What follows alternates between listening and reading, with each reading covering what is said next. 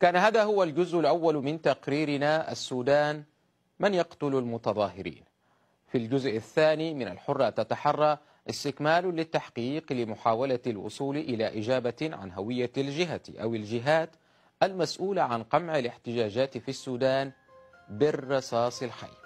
نلتقي بكم بعد الفاصل.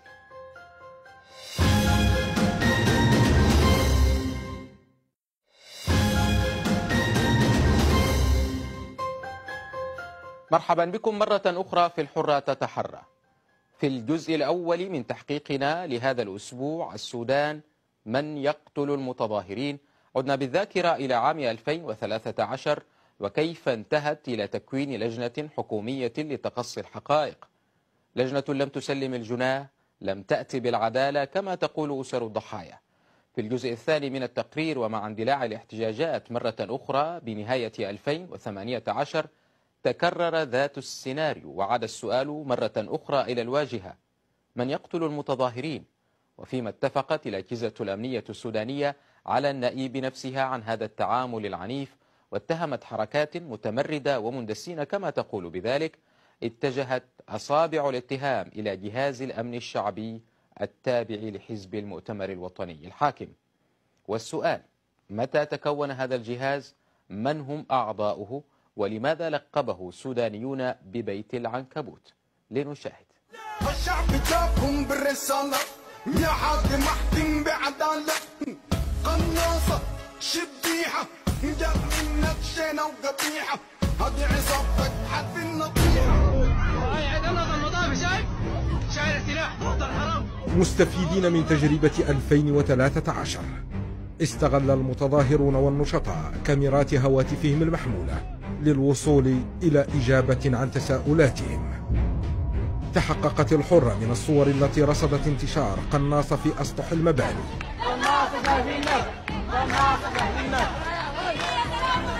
ومسلحين بلباس مدني يقفون وسط الأجهزة الأمنية وهم يفتحون النيران باتجاه متظاهرين.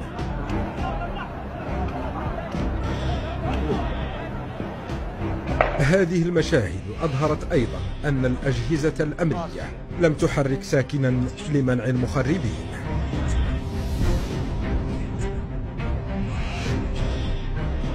الأشخاص بأزياء النصف عسكرية والذين هاجموا إحدى التظاهرات التي وثقها الناشطون أثارت هي الأخرى أسئلة كثيرة عن هوية من يستهدف المتظاهرين. استبقت قوات الدعم السريع العاملة بأوامر مباشرة من الرئيس البشير الجميع ونفت عن نفسها أي دور في التعامل مع المظاهرات. الكلام ده هو يا جماعة على اتفاق بلا مخربين ومخربين من المسؤولين ما المساكين.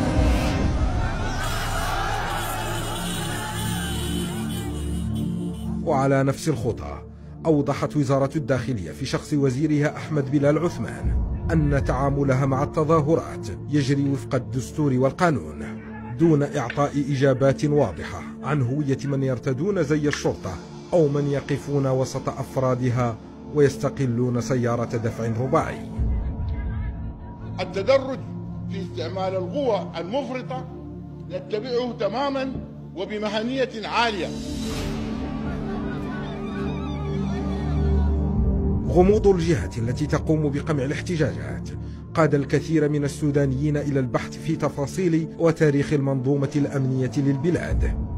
شهد محرك البحث جوجل حركة بحث متزايدة عن كتاب بيت العنكبوت للصحفي السوداني فتحي الضوء بسبب مؤلفاته عن طبيعة التركيبة الأمنية السودانية. يعيش الضوء الآن في منفاه الاختياري في مدينة شيكاغو الأمريكية. الحقيقة التي يعلمها بعض المراقبين أن النظام تعددت أجهزته الأمنية، وذلك يعني حتى بعض المنتسبين للنظام شكوا في بدايات هذا النظام، شكوا من تضارب اختصاصات هذه الأجهزة.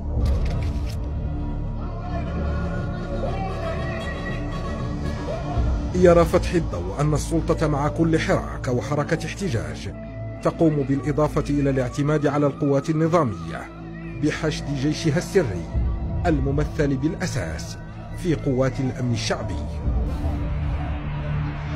فرقة القناصة هذه تتبع لجهاز الأمن الشعبي، وجهاز الأمن الشعبي كما هو معلوم هو الجهاز الرسمي للحركة الإسلامية، وهنالك شروط معينة تتوفر في أفراد هذه الفرقة، منها الالتزام العقدي وأيضا الطاعة العمياء وأشياء أخرى يعني. بميزانية تقترب من $250 مليار بحسب وثائق فتح الضوء، يتحرك جهاز الأمن الشعبي أو كما يسميه بيت العنكبوت لقمع المعارضة وحركات التمرد. يخصص النظام قبل فترة بسيطة حوالي العام والعامين ما يسمى بأكاديمية جهاز الأمن. هذه الأكاديمية كلفت $230 مليون، يعني يحدث ذلك في زمن لا يجد فيه أطفال مدرسة الأساس في العاصمة المثلثة أكثر من 40,000 طفل لا يجدون وجبة الإفطار. يعتمد الأمن الشعبي بشكل أساسي على كوادر الحركة الإسلامية وأنصار حزب المؤتمر الوطني على وجه التحديد. لا يعرف الكثير عن السلسلة القيادية لهذا التنظيم، ولكن وخلال التحقيق ورد اسم رئيس مجلس إدارة شركة سوداتيل للاتصالات طارق حمزة كقيادي فاعل في هذه الجهات. في الكتاب المذكور يعني غير ذلك كشفنا عن المنظومة الوظيفية للجهاز، إذ يعتمد على 13 دائرة، وكشفنا أيضا عن أسماء مدراء هذه الدوائر. كشفت عن مديره العام الذي كان وهو المهندس عماد الدين حسين، وفي نفس الوقت يشغل مجلس إدارة سوداتيل، وأعتقد أنه بدل أو غير في الآونة الأخيرة بمدير رئيس مجلس إدارة سوداتيل أيضا، وهو طارق حمزة.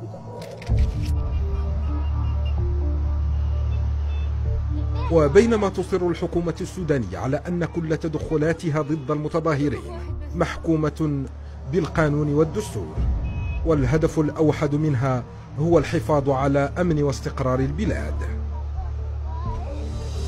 الناس واقفين في الساحة دي، وحقيقة دي رسالة لكل من يظن أن السودان حيلحق بالدول اللي انهارت. السودان يا جماعة. يصر المتظاهرون من جانبهم على أن جزءا كبيرا من قمع احتجاجاتهم ومسؤولية ميليشيا الأمن الشعبي الذراع الأمني للحركة الإسلامية السودانية، بدليل أن الكثير من هذه العناصر باتت ترتدي أقنعة خلال تعاملها مع المتظاهرين بعد أن تم كشف هوية الكثير منهم.